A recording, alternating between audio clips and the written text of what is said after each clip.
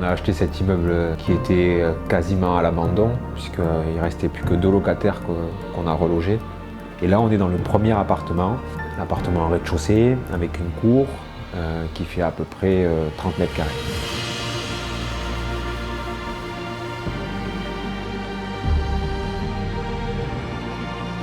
On a tout cassé, on a mis carrément le plateau à nu. L'avantage de ce plateau-là, c'est qu'on avait 3,15 mètres de hauteur sous plafond. Donc on a décidé de les exploiter en créant au-dessus de la cuisine une mezzanine.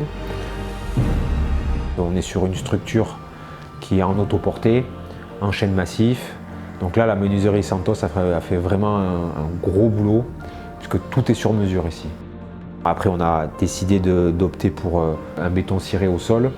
L'avantage du béton ciré couleur lin, c'est qu'il va faire ressortir le chêne et mettre en valeur les éléments. À la base, c'était un studio, il n'y avait qu'une seule grande pièce. Donc on a décidé de faire une chambre séparée en allant chercher la lumière grâce à cette verrière et la salle d'eau, qui a également été faite en béton ciré. On a aussi mis de la robinetterie intégrée, ce qui de suite rend la salle de bain beaucoup plus luxueuse.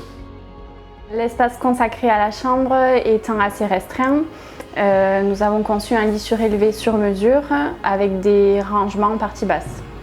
Pour habiller cette belle hauteur sous plafond, nous avons opté pour un papier peint à motif pour apporter du relief à cette pièce et ajouter 2 suspensions pour créer un jeu de hauteur tout en mettant en valeur les chevets.